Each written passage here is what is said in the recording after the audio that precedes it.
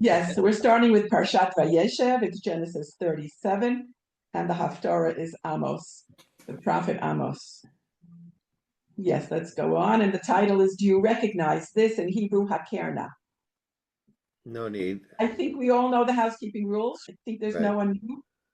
Let's go on. Okay, so let's start. And I want to bring all of this really down to our own lives. There's so much to say. Really, this parsha is like one of my favorites. The way it's constructed, the way the verses work on so many deep levels, the literary, the psychological. And I know there's so much amazing depth, spiritual depth, but I really want to bring it down with all of your permissions to really our lives, to my life, to the way we are as parents, the way we were as children, as siblings. And you see right away, we're setting this story. Now, Israel loved Joseph best of all his sons. He was his child of old age. Now, the next few words, I want to tell you something. I may have spoken about it in the past, but for me were very surprising and important. V'asalo kutonet pasim. He made him a tunic. Now, what is pasim? It's translated probably incorrectly in all your translations and everything we've heard growing up as this multicolored coat, as this stripes. Now, I had a wonderful teacher. I went to a class. Her name is Yael Mali, and she teaches using art as an artist. And she has wonderful books that you can also that are translated into English, art as an interpretation. And she taught us, she showed us a picture of, I'm sorry I didn't bring the picture, an old picture that they found really, I don't know how long ago, but they found this picture of representing Joseph, and his cloak was over his wrist until the line. In Hebrew, there's a word for that line on your knuckles, right? And the line on your wrist, and also the line, it's called pas. So actually, the probably correct interpretation, translation, would be a tunic where the sleeves are longer than the wrist and into the hand. Now, what would that mean? Why is that important?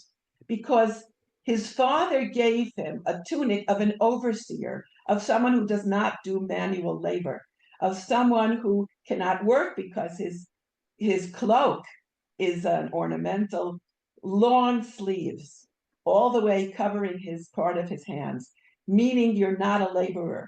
And he, who was the youngest, was then probably supervising and bringing back reports to his father. So this is a reason now you understand for the jealousy and the favoritism implied here. Okay, let's go on to the next one. I'm trying to build a story about this family.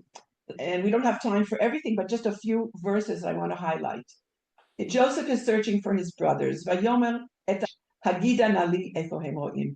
He meets a man, right, when he's looking for his brothers. And that whole theme works on so many levels. Not just physically is he looking for his brothers, but throughout the story, he's looking for his brothers. Okay, and seemingly coincidences. He meets a person, but everything is a plan. Everything is planned. Next slide. Thank you. Now, when he comes to his brothers, they see him from afar. And before he came close to them, they conspire to kill him. By the way, the word conspiracy comes from con, meaning together, and spirit, to whisper. So you have that picture, and at least in English, of them whispering together. That's a conspiracy. And notice how they see him from far. They never get close enough to really see him. Later on in the story, we have that he recognizes them and they don't recognize him. And the word recognize, that root in Hebrew, lakil, comes over and over again in this story. Do we recognize the humanity in others, in our own brothers and sisters? Or do we want to see them from far away? Next slide. So when these brothers bring back this tunic after they dip it in blood, they say to their father these heart-rending, poignant, heartbreaking words. Hakerna, recognize this. Haktonit, what a terrible thing to bring this to their father. Okay. Do you see what you've done if they're telling him? Yeah, it's so horrific. And later on, we have another story which seems unconnected, but it's so connected because we see that when Joseph goes up in power and in glory, we're told that Judah goes down. And I just recently have been thinking about this, but think about all the years when they came home and they were parents, Joseph's brothers, Jehudah and the others, and they continue to interact with their sons and daughters, with their father. How could they live with themselves? That guilt. And now we have this story which seems not connected, but it's actually, if you think about it, very connected with Tamar and Yehuda. As she was being brought out, right when he says, send her out to be burnt, kill her. She sent this message to her father-in-law. What an amazing woman. She is willing to actually to be killed and not to shame him. So she sends a message to him that only he will understand. It's by the man to whom these belong that I'm pregnant. And she added, Hakerna, do you recognize this? The same words that Jehudah said to his father. Do you recognize this? Do you understand that your actions are what is responsible for what happened? Whose seal and cord and staff are these? The power of a question. Okay, one more. Now the commentary is the rabbis and the commentary are such great close readers of the text. And they say basically this. The Holy One, blessed be, said to Judah, you deceived your father with a kid goat. By your life, Tamar will deceive you with a kid goat. That there are consequences, repercussions, but they're measure for measure. Next slide. Now, this I want to start talking about us and me, really, because it's just, they could not speak a kind word to him. This is what it says about the brothers. Say, Lo yachlu dabro imo l'shalom. And what does that mean? Because it says, lishalom, to peace, and which is an unusual. It usually should say in Hebrew bishalom. So that's a really interesting thing. What does it mean they could not speak to him to peace? And I want to connect this, as we'll see soon, with what it tells us in Kedoshim, another one of my favorite parshiot, in the book of Leviticus. And maybe that's the next slide. Let's see. Okay, not yet, but I'm going to get to the book of Leviticus, which shows us what we should do, as opposed to what happened in this story. And this is Rabbi Sachs, the other Lord. When his brothers saw that their father loved him more than any of them, they hated him. V'lo yachlu dabro l'shalom. What is the meaning of this last phrase? Here are some of the standard translations. They could not speak a kind word to him. They could not speak peacefully to him. They could not speak to him on friendly terms. Please go on. And Rabbi Yonatan Eibeshitz recognized that the Hebrew construction is strange. It means they could not speak to him to peace. What might this mean? And Rabbi Eibeshitz refers us to the command in Vayikra in Leviticus, you shall not hate your brother in your heart. You shall reprimand your neighbor and not bear sin because of him. So this is somehow to peace. Now I'm not sure because that's all it said. Maybe someone else can help me to explain how this really works. I thought it was super interesting. Let's look at the next slide, which I think helps explain this. And notice how Maimonides interprets this command about not hating someone in your heart. When a person sins against another, the injured party should not hate the offender and keep silent. It is his duty to inform the offender and say to him, why did you do this to me? Why did you sin against me in this matter? If the offender repents and pleads for forgiveness, he should be forgiven. I'll tell you a story that changed my life. I said something at a meeting of the community here many years ago. And a few months later, the day before Yom Kippur, a certain neighbor's wife called me and she said, Dina, please come over. My husband hasn't spoken to you in I don't know, 10 months, 11 months. I didn't even know that. He's angry at you about something you said months ago. And I came to him and he told me why he was angry at me, about how I acted and what I said. And it was painful to hear. I thought about it. And since now, it's more than 25 years ago, And I thank him so much in my heart because I saw that he was right. And he noticed something that I could work on and change. And now, of course, we're very good friends. And I think he forgot even that. But I'm so grateful for his wife that she told me that. Because what could he have done? What do most people do? What have I done in the past when I'm angry about something someone has done? It's so difficult to confront them. It is so difficult. It takes so much courage. It's so much easier to hate them in your heart. And then, of course, to talk about what that person did to you, because it gives you some kind of a gratification, right? There is some kind of inner gratification to feel that righteous anger. Look what so and so did without talking to them. If you don't confront them, maybe you'll find out you misunderstood something. Maybe you'll find out there's another way of looking at it. But and this is so human, it's so natural. So many of us do this. But so imagine the brothers had they spoken to Joseph. Okay, let's go on to the next slide. Rabbi Abish's point is simple. Had the brothers been able to speak to Joseph, they might have told him of their anger at his tale-bearing and of their distress at seeing the coat. They might have spoken frankly about their sense of humiliation at the way their father favored Rachel over their mother Leah, a favoritism that was now being carried through into a second generation. And here I want to posit that they could have spoken to their father too about their hurt. Joseph might have come to understand their feelings. It might have made him more modest or at least more thoughtful, but they simply couldn't bring themselves to speak. Let's go on. As Nachmanides writes, Moshe ben Nachman, you shall not hate your brother in your heart. Those who hate tend to hide their hate in the heart.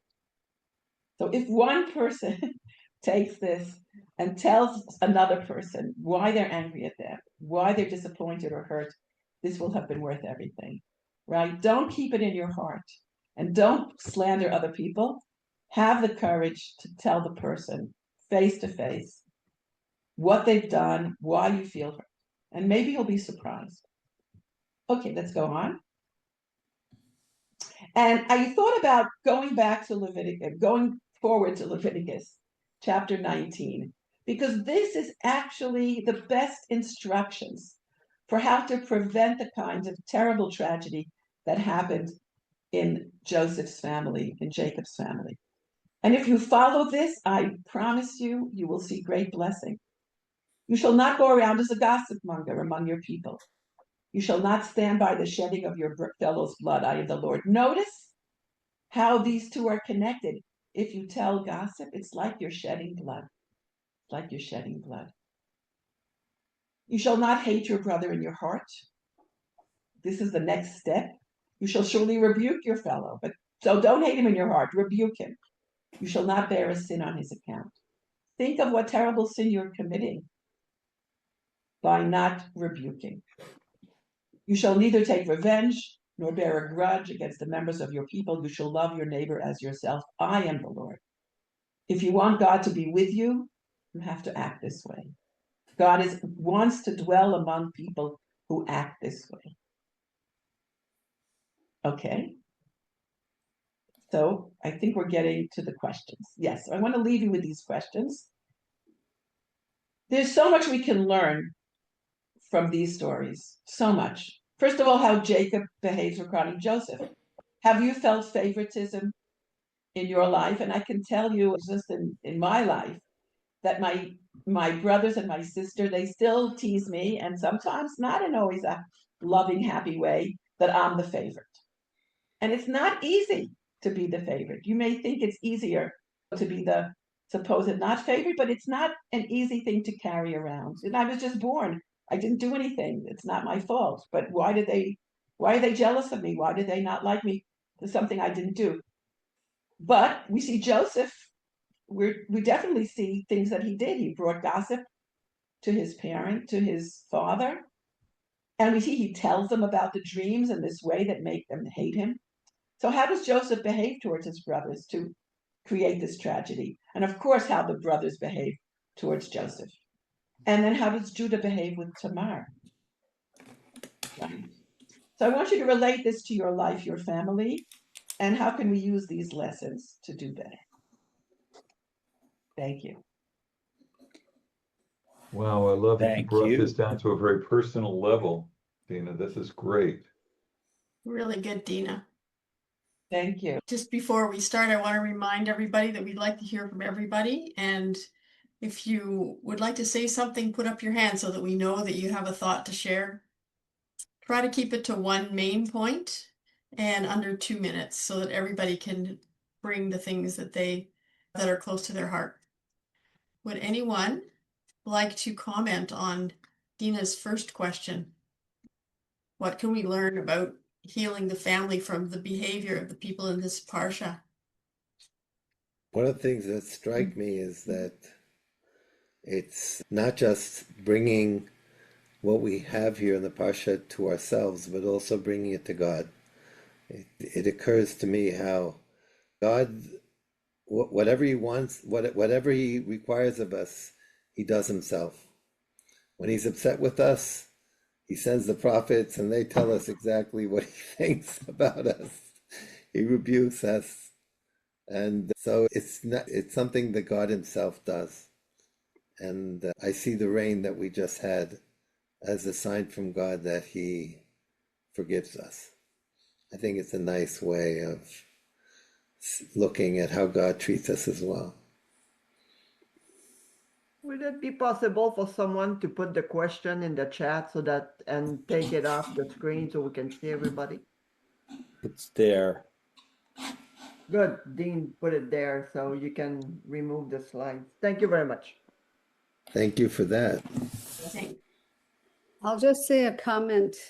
In Isaiah 55, it says that His ways, God's ways, and God's thoughts are much better than my ways and my thoughts. And that speaks loudly to me. And yes, when you have too many negative thoughts in your mind, it stops yourself from receiving what He has stored for you. But once you turn your mind towards His, it's amazing what you get. Beautiful. So in doing so, you get to change your mind. His way. Ruth, I think Joshua is raising his hand. Joshua. Oh, there. No, Daniel. I see Daniel. Daniel. Did you raise your hand, Joshua? We'll let Daniel go first. And if you want to speak, Joshua, please raise your hand. Okay, Daniel. Okay. Okay, thank you very much. And first of all, I have been away for some time, not because of, but also I was not observant on time. So I used to come in at around 8, but then I was not able. But then I realized that the time changed to 9. Thank you for giving me this opportunity. I actually want to say that if something happens to a person, and then when something happened to a person, like the way Dean has just discussed with us today, so some of these things are not happening because we like them to happen to us, maybe as the favorite people in the community or in the family. But then it just happened, and then things tend to happen. And when some wrong things happen, then I'm also wondering, I as a person, what can I handle such situations? Now, I'll just give an example. For example, what happened today in Australia. People have gone out, they're actually having good time, and then someone is just coming to kill them.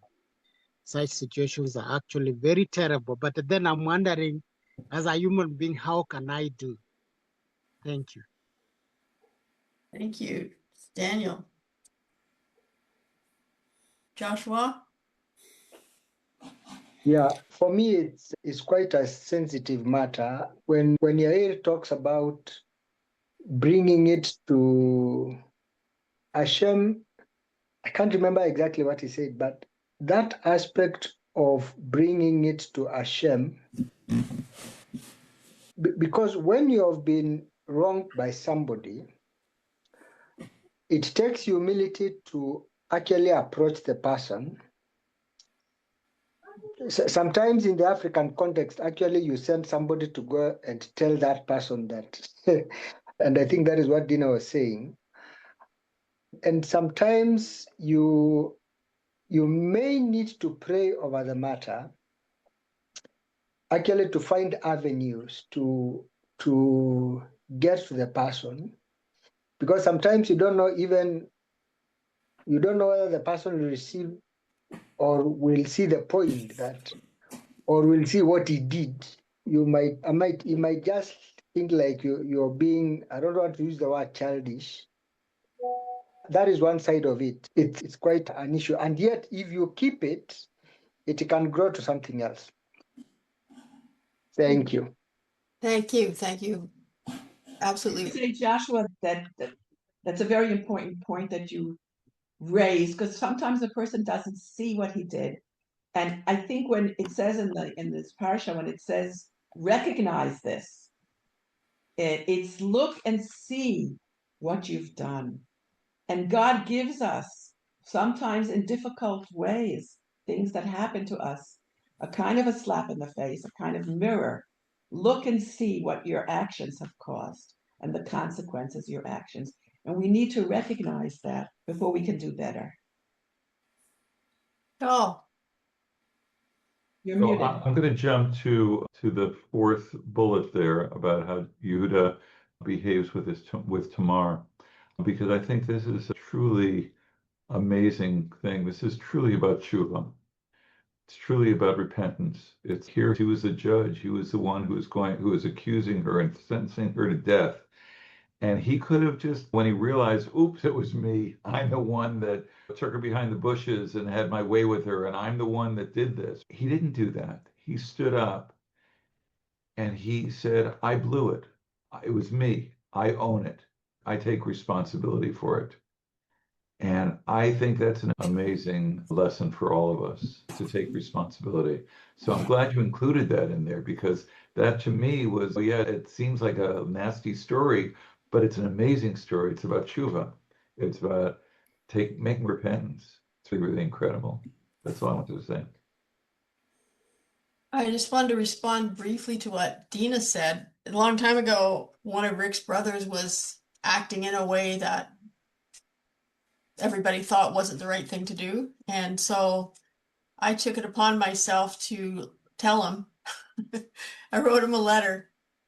And long story short, it led to 20 years of him withdrawing his family from everybody else. And I don't think it was just me, but it was a feeling that the family didn't appreciate him, didn't understand him. He didn't want to have anything to do with us. And there would seem to be nothing that we could do that would encourage him to re-engage. And eventually, one of Rick's other brothers said to me, if you had known what was going to happen when you did that, would you have done it, even though you were right? And I thought about that, and I thought, no, I wouldn't have. If I had known what it would lead to, I would have not said that, because it didn't lead to a change of behavior that we had hoped would happen. It led to the opposite. And then there was no way to redeem it. That is such an important point. I'm so glad you mentioned that, because Yeah. when it says rebuke, that can really backfire. You really It did. it's very hard to do that. But and I'm going to ask you a difficult personal question. I hope it's okay.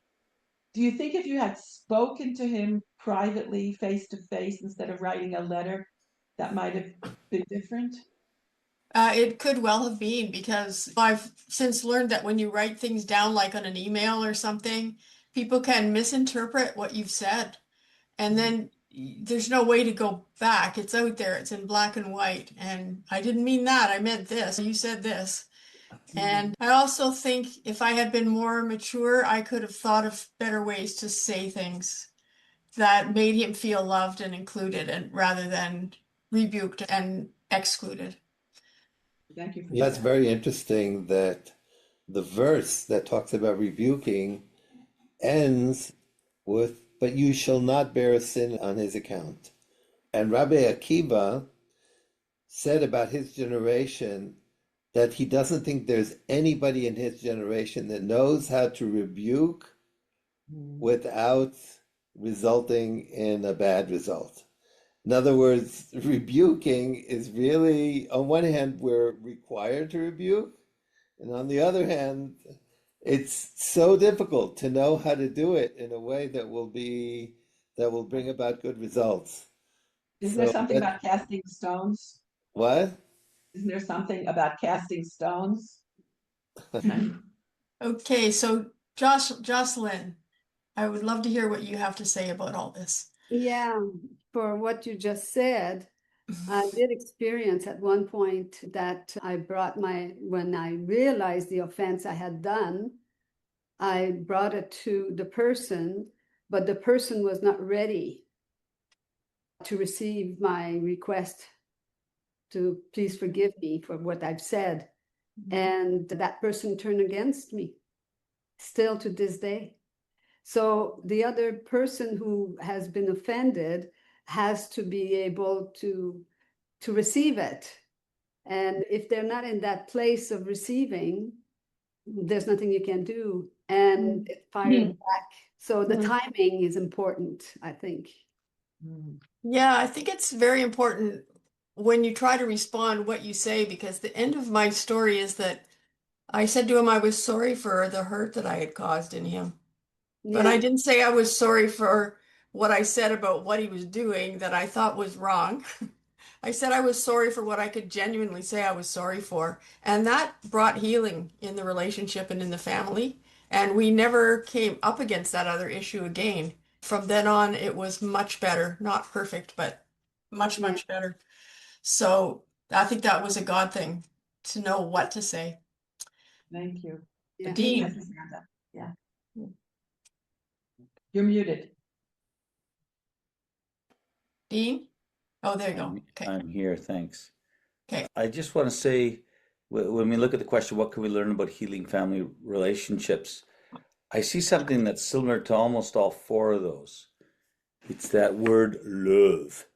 That if we would all take a few moments before we speak and just have that pause before we behave, that, as Joshua brought up the word, there's a sensitivity. And when we are challenging ourselves to be more sensitive to how we speak and act, we can perhaps minimize the potential for offense with others, because in that pause, we're taking time to ask, how can I share this? How can I behave in this? Or should I say anything? And sometimes it's just a very quick pause. And before we move quickly, and I have not perfected that, but the reality is that I think that's where we find our sensitivity in the depths of love. Wow. Thank you so much for that. Somebody once said, I think it's respond and don't react. I know it's a big job for me, yet your helps me with that. But You helped me with that too, Dina. It's both ways. But it's that pause. And there's an analogy in Israel. Years ago, there were a lot of stop lights, just traffic lights. And slowly over the past few decades, they've turned almost all into traffic circles. And someone said there was research that if you stop at a light, you don't think. The light is green, you just drive. But if a traffic circle, you've got to take that split second just to look and see if you have to make room for someone else, it slows you down for that second, for that pause. And I think that's the pause that, Dean, that you're talking about, that makes a real difference. And I think in recent time, when we're offended by something Trump says or does, it's usually because we think he's not thinking before he speaks or acts. That we become sensitive to his insensitivity. Yeah. I just to say that I think it's interesting to look at Tamar. Tamar was really sensitive. Here she was doing the right thing, and yet she did not want to embarrass Yehuda. And so she, up to the point of practically of death, she was modest and privately showed him what the reality was, and it was up to him how he was going to react to it. And so she really preserved his dignity at a time where she could have just let it all hang out there, and yet she was sensitive to helping him be able to receive this in a way that he could. Very nice. So I think that's important also when we want to talk to people about something that we think they need to hear, to be able to say it in a way that allows them to really maintain their dignity and stay open to what we want to say. And can I just add, that's exactly what Joseph did a few parshiot from now. When he confronts his brothers, he doesn't do it in a way that demeans them and diminishes them and pulls them down. So it's exactly right. At the same token, despite the fact that he really went completely overboard, he's saying, God sent me, it wasn't you, it was God who sent me, really tried to alleviate them of any guilt or anything like that, it still didn't help. They were still suspicious of him, and to the very last, after their father had passed away, they came up with this story in order to make sure that he won't do anything to them. In other words, sometimes, like several people mentioned here, no matter what you do, even if you think very carefully and you do it the most gracious way, sometimes it's just not enough, and it's not your fault. Joshua. Oh, where'd Joshua go? Oh, did you want to say something, Joshua? Sorry, yes. So sorry, I was muted. Yeah, now that we are talking about Judah, and this is a question I've asked myself. What is really the story of Judah doing in chapter 38? It looks like an interruption in the Joseph story. So what is the larger, I've been asking myself, so I just wanted to put that question up. What is that story? What is Judah's story really doing there? How does it contribute to the larger story of Joseph, what has happened and what is going to happen? Wow, that's a very good question. I think there are many possible ways of looking at it. I want to give you one tiny thing that it's really a big thing, and maybe we can talk about it in the future. But throughout the whole Tanakh, the whole Bible, you have these two tracks. You have the children of Rachel, Rachel, and the children of Leah. And this goes all the way down the line. Who is going to be more prominent? Usually when Joseph goes up, Judah goes down. And it goes all the way to, in many ways, this idea of Messiah, Mashiach. Will he come from the house of David or from the house of Rachel, right? Of Ephraim, of Rachel, of Saul. And it's very fascinating. And if you look at, this is for another time, but if you look at David and Michal, if they had a child, that would have been the combination of both Rachel and Leah, right? And that tragedy, that's another long story. But it's interesting to see these tracks that start here and continue throughout the whole Tanakh. I'd like to point out the Hebrew words. Dina emphasized hakerna. Do you recognize this? If you read that story of Judah, it says, Vayered Yehuda me'et Echav. He went down from his brothers. In other words, and Yosef was taken down to Egypt. In other words, in many ways, there's showing this parallel that both Joseph and Yehuda, they made mistakes. And there were consequences. And the consequences of their mistakes was that they went down, whether it was Joseph going down to Egypt, or whether it's Judah, who could have saved the situation possibly and avoided what happened with Joseph, because he was the natural leader. And we know that later on he even gets it formally given to him. But when he fails, he goes down. And he gets to that place where Tamar says, Akerana. And then afterwards, we see that Judah rises again.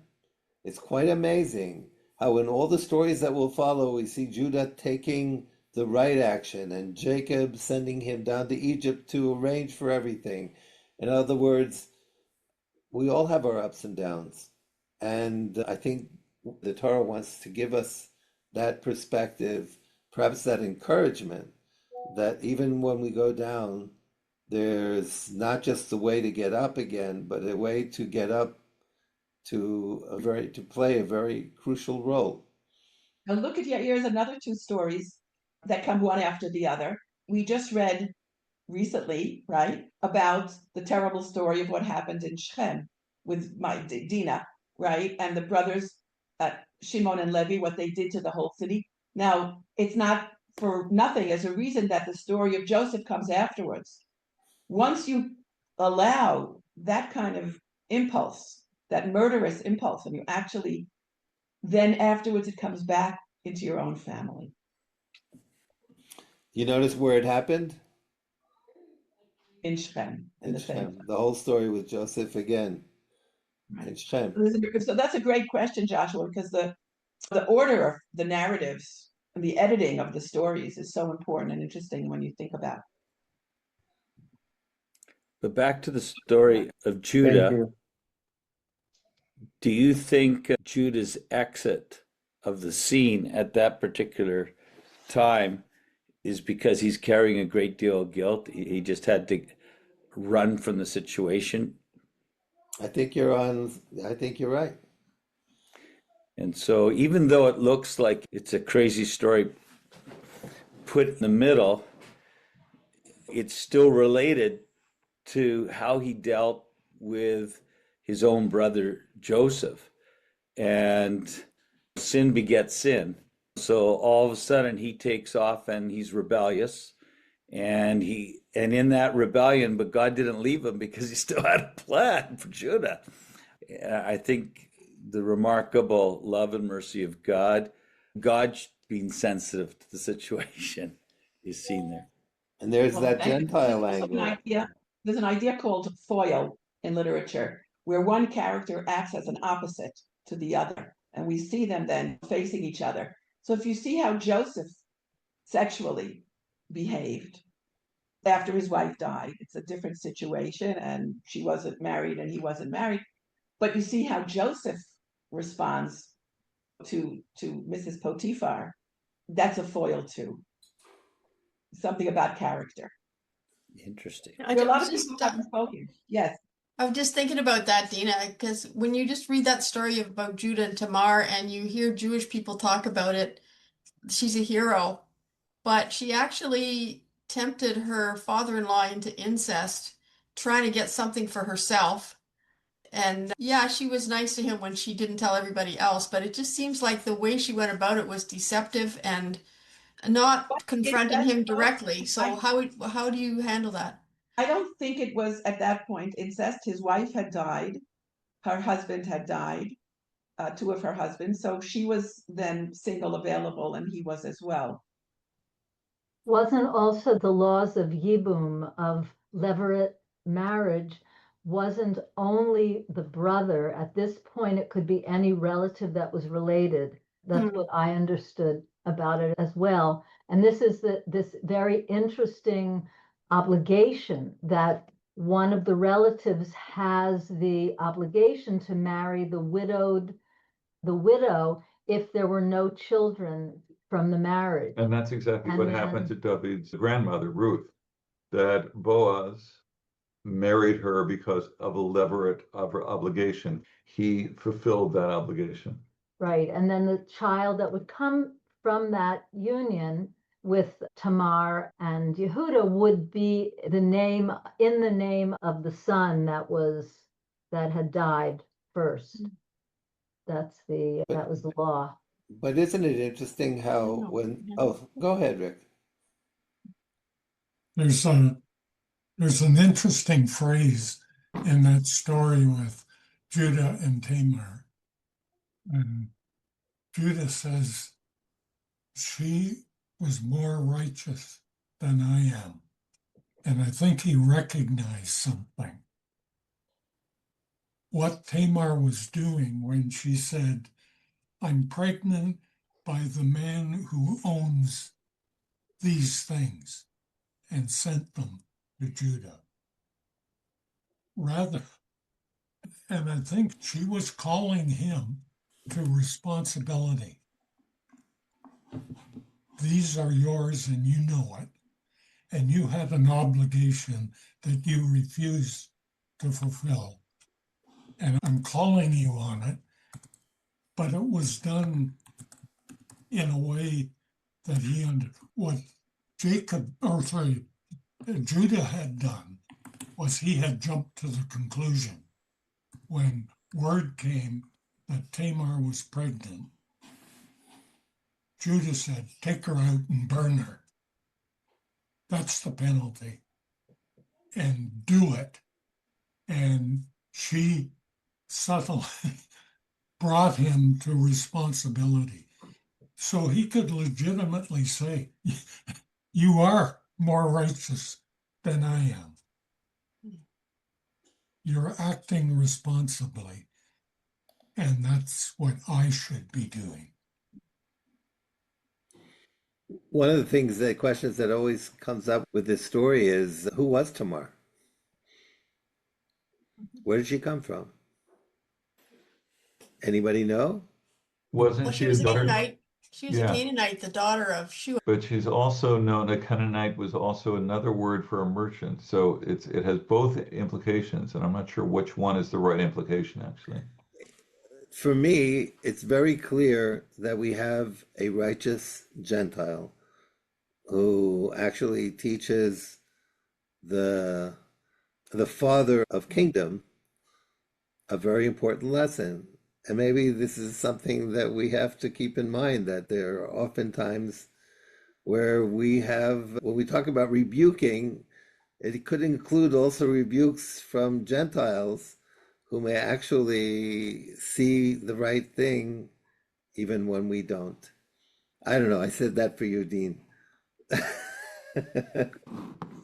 I think God used her to help bring righteousness into the line of Judah,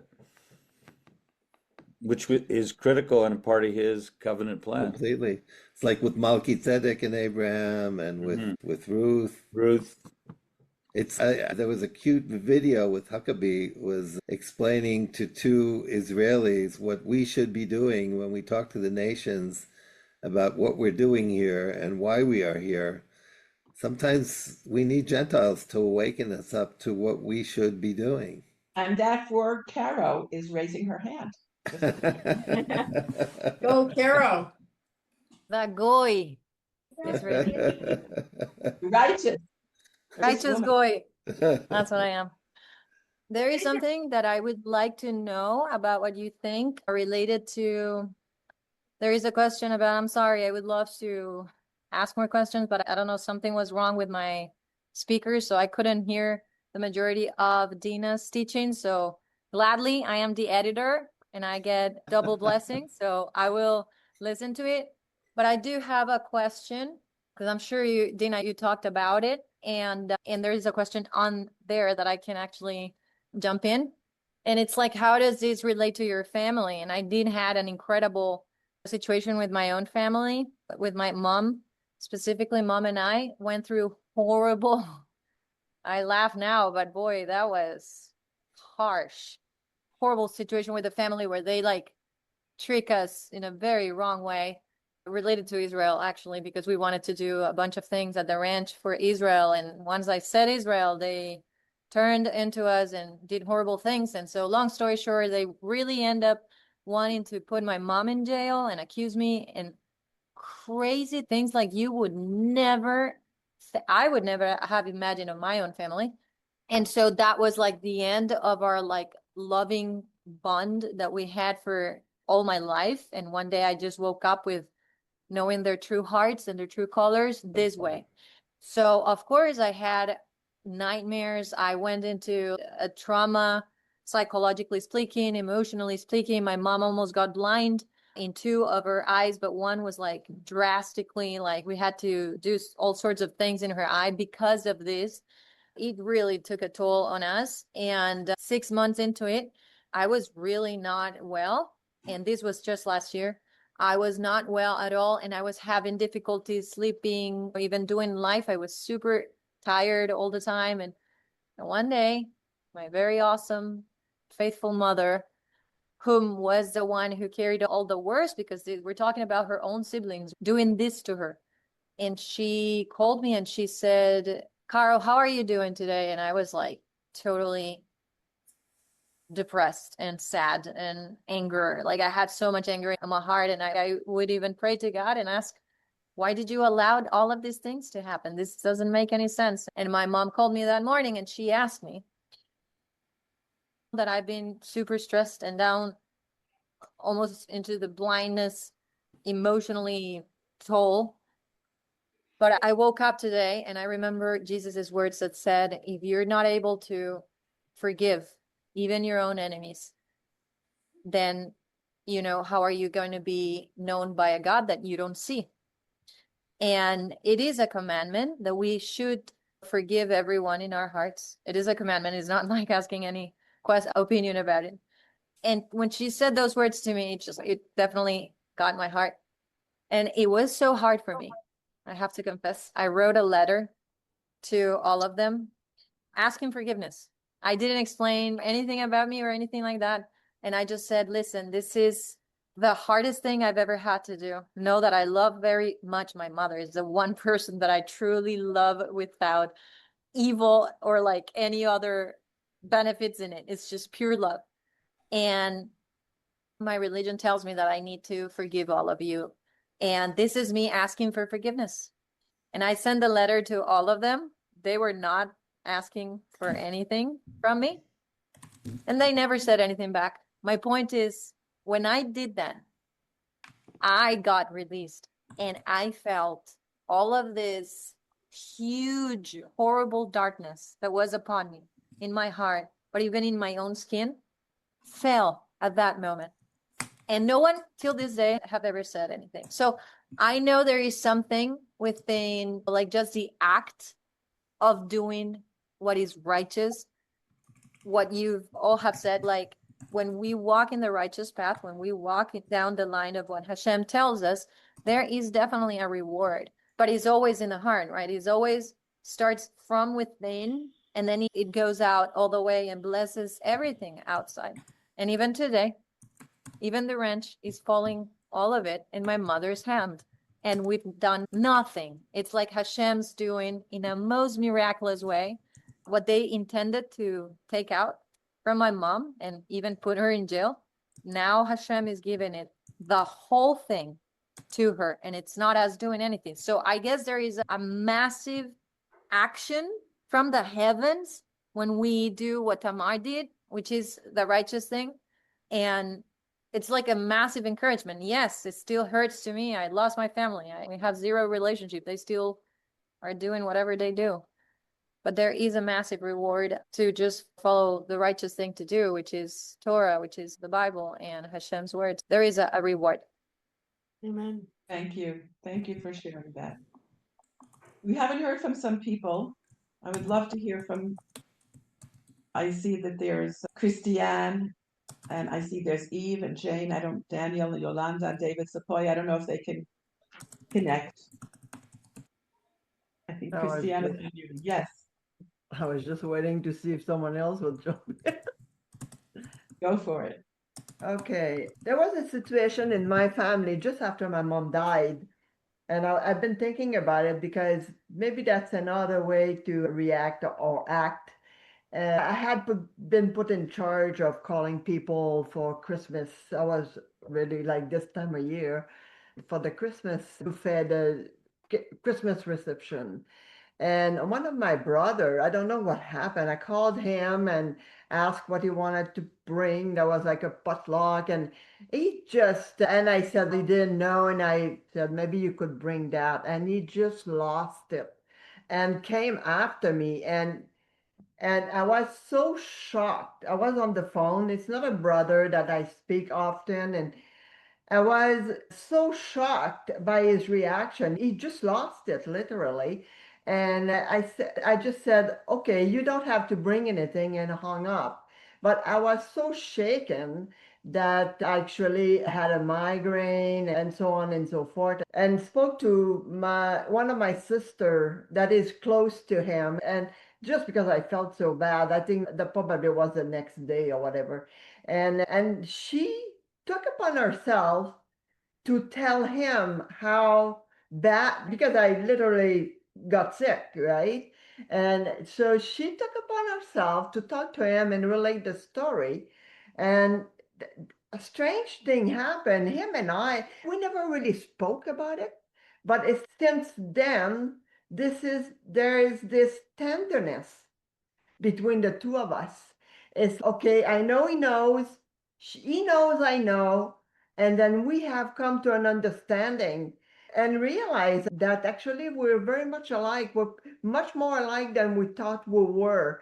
But and I did nothing about it. I didn't come back at him or wrote but my sister took it upon herself. So sometimes maybe like it's like a referee. She did like the referee thing. She didn't want us to be at odds because we're a family. We just lost mom. Good point. Good point.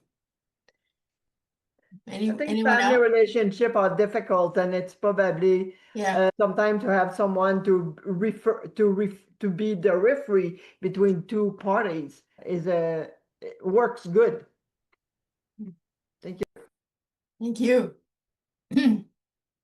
Anyone else thinking of this story with a insight? Shoal has his hand up. Oh, sure. Yes, go. Or Hava, whichever one. Sure. There we Okay. go. So I just wanted to tell a quick story, and I will make this short. When my parents were niftar, when they passed away, first my father, then later my mother. I have 3 siblings, and we went through a process that I think was very important for us. Of we didn't need any of the stuff that my parents had, but it had emotional value. And so what we did was we came up with a system that allowed us to each of us put claim on something. It didn't matter what the price was or the value, whatever spoke to us. And so we did this. We went through round and round, multiple rounds as in each one of us took it. And for me, it was a very huge relief to feel like we weren't fighting over anything. We weren't fighting who gets the piano, who gets the silverware, who whatever. We weren't fighting about that. We each had a chance to do it, and it didn't matter. Nobody was a favorite. Nobody, it was that, and I've always looked back at that with gratitude. That's how we did that process. And I'm not sure if this is really on topic, but it's along those same lines about jealousy and family rivalry and so on. A success story. Look, there's a very interesting question that comes up quite often when we on Shabbat Eve bless our children. Then we say Yisimcha Eloheh, that God should make you, we're telling this to our children, like Ephraim and Menashe. And the question always arises, why not? There's so many others that one might think of as great models. I think the answer that I've heard it, but I think it really resonates mostly, is that Ephraim and Menashe are the first in the whole story of Genesis, the first siblings that are not jealous of each other. They're the first ones. And that's what it's almost like a statement that here we see that jealousy is inborn from creation. We see it right away with Cain and Abel, and we see it in so many stories along the way. And it's as if God is saying, look, there is that huge temptation to be jealous of the other. Even what happens in this week's Parsha with Onan not willing to bring forth a child that would continue his brother, right? Here again, it's rivalry, sibling rivalry between. So we see that it's almost like as if God is saying, we have to work on banishing civil rivalry from our hearts. We have to get rid of it. By the way, it's also the problem between Judaism and Christianity and Islam. We have to get rid of all of this sibling rivalry and all of the hatred that easily comes into it. This is almost our journey in this world. It starts with the home and extends way beyond. So there's a reason why we bless our children to be like Ephraim and Menashe. Thank you. I never knew what that was about before. Eve, how are you today? Hi, everybody. I think Yair just pulled out of my mouth something that I was noticing in all of the questions. I did come in a bit later and I missed whatever, was it Dean or Dina? I don't know who it was who did the teaching. But the thing that was standing out was that it's all sibling family issues. And I was inquiring in my heart, okay, God, so family is very important to you, isn't it? Why is family important to you? There are lots of other relationships. There's the neighbor, then there is the stranger, but it looks family is very critical to you. And I think, yeah, you really did say it. It looks to me like in God's paradigm, all the earth is not a stage. All the earth, all of us, we are part of his family. And yes, I guess it does start in families. When I did come across it, I was stunned how sibling rivalry, anger, and hatred can be so sharp and can be so deep that you wonder, did the people come from the same womb anyway? Did they share the same house and room? Why is it that a sibling will get so sharply hurt by something that comes from another sibling, or the same thing coming from a stranger? They will ignore it. They wouldn't care about it. So I think for God's creation and for God's intention for mankind, being able to deal with the first building block of all of the human race, which is your own family, is so critical. If we're able to do this with humility, Dean called it love, but I call it love, Dean.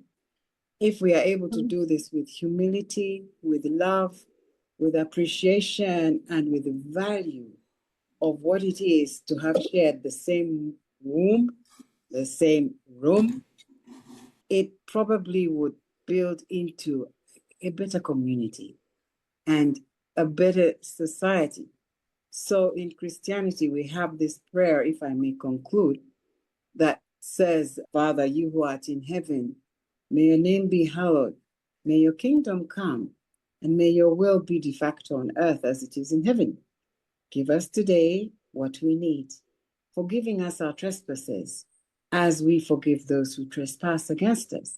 And when I began to understand about the injury to self when you don't forgive, I shifted that prayer and I used the words, and forgive us our trespasses as we pardon and we release those who trespass against us, because in releasing and pardoning them, we also receive a release and a healing.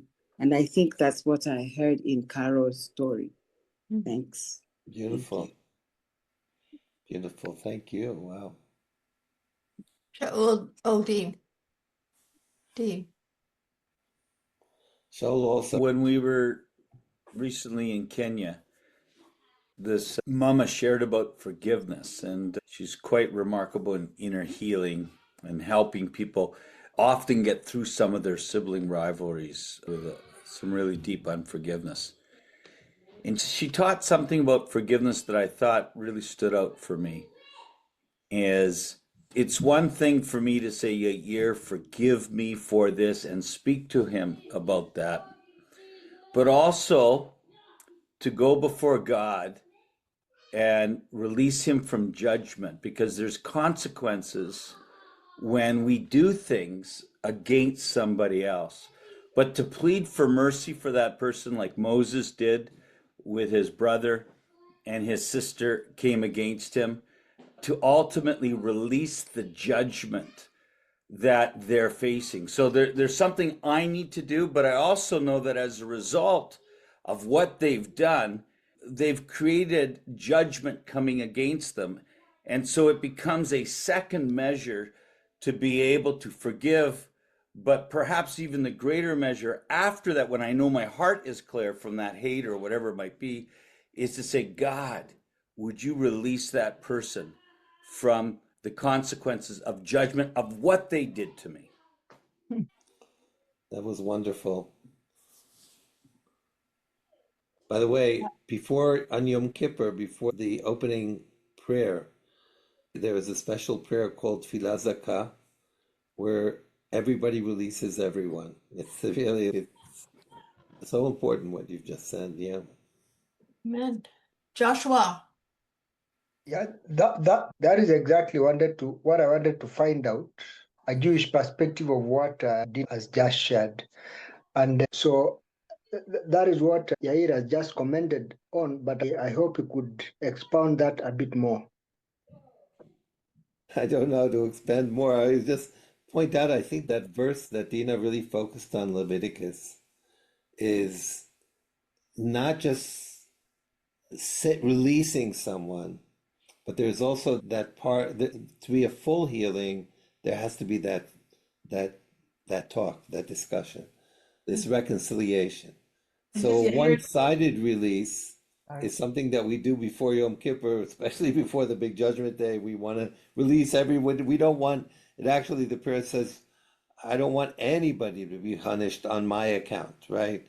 But it could very well be that person actually did something that was wrong. So the right way to do it is to speak to him and achieve reconciliation with love, like it was said before, with humility. And when that happens, something magical happens that goes way beyond just release. I just want to add to that. You reminded me of a prayer that's in our liturgy, in our prayer book. It's part of the saying of the Shema prayer that you're supposed to say before you go to sleep. And it's such an amazing prayer that I think everyone would gain from saying that. And it starts, I hereby forgive everyone, anyone who's hurt me in any way, financially, emotionally. And then you also ask God to forgive you and not to make, and to get all anger out of you. And it's just a wonderful thing to do before you fall asleep at night. If you look it up, it's in the prayer book as part of the Shema before you fall asleep. I hereby forgive. Hero. Thank you, Dina. That's amazing. I just wanted to ask Dina, because you actually started, I did hear a bit of it. You started by saying that I'll say it in Hebrew and then it'll help me to translate it. Hareni mochel. Okay, I hereby forgive anyone who has hurt me financially or physically or has done anything against me. And then you ask God to forgive you and help make you a better person without anger. And it's thank you for that. You feel, but actually, my question was directly to what you started by saying that you were the favorite, and there were like some even people like mocking you or like doing some jokes back at you and that sort of thing. So I wanted to ask, like, how do you deal with jealousy in a maturely way?